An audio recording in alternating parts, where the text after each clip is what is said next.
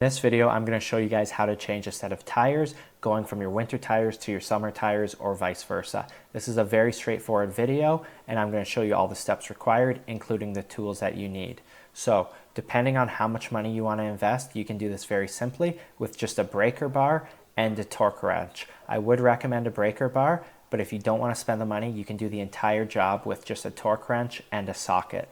So you're going to need to figure out what socket your lug nuts require. This Toyota Matrix is a 21 millimeter socket, and the torque wrench is needed because you need to torque your lug nuts. You can find your torque spec if you reference your owner's manual, or you can Google the year, make, and model of your vehicle. Make sure you include the engine size, this way you'll get the proper torque spec. This Toyota Matrix torque is 85 foot-pounds, which I'm adjusting this torque wrench by twisting the handle to get it to 85 foot-pounds. Next, you're going to need an inflator of some sort to inflate your tires. Generally, over a season, they lose air. So if you open up your gas tank cap, or if you open up the driver's side door, generally you can find a sticker saying what PSI is recommended for your tires and rims. Next, it's nice to have an impact wrench. This makes the job easier. If you don't want to spend the money, here's a little hack. You can use an impact driver or drill and get one of these adapters. This adapter is a 1/4 inch hex bit to a 1/2 inch socket. So this is exactly how it works. It fits into an impact driver and it accepts a socket. These bits are like $3 versus buying an entire impact wrench. The major difference is this doesn't have the breakaway torque that an actual impact wrench has, but it's great for getting your lug nuts started, getting them snug, and removing them once they're broken free. The next thing I like to do with the vehicle still on the ground is go around with the breaker bar and break each of the lug nuts free. Essentially, the lug nuts have been on there for an entire season and they could be seized on, so loosening them each by hand with a breaker bar is going to prevent stripping the lug nuts or actually damaging the lugs.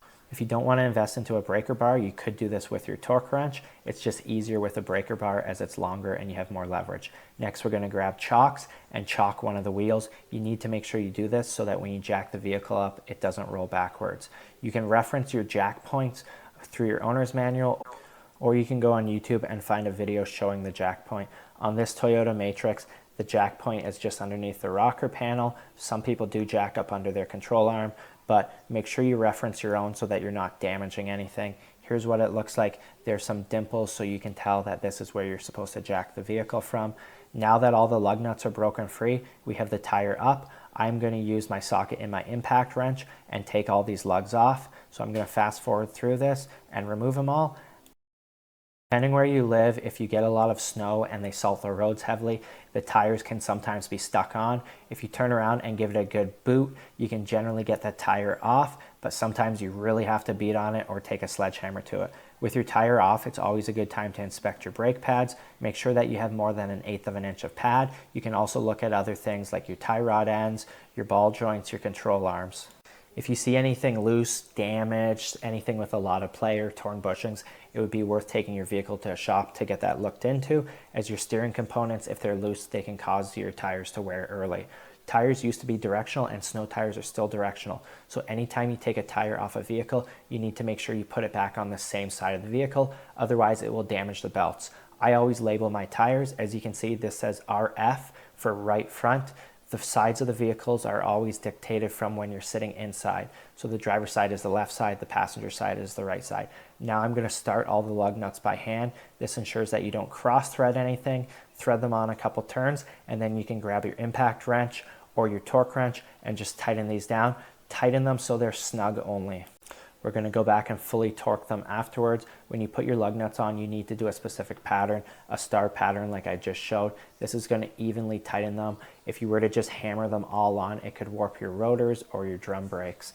Now that they're snug, we're going to lower the jack and put the weight of the vehicle back on the ground, but we're not going to fully lower it. As you can see, the tire won't spin. Now we're going to take our torque wrench and we are going to torque down these lug nuts. This step is crucial. Do not forget to torque your lug nuts. As you can see, I've got it set at 85 foot-pounds, which is the torque spec for this vehicle like I mentioned earlier. Again, we're going to do this in a pattern. So we're going to start at the top and the torque wrench is going to click once you've hit the torque spec. Next, I'm going to go 2 down, diagonal, torque here, and then I'm going to continue with this pattern where every time you go diagonal. This way it's spreading out the weight of the torque evenly across the rotor.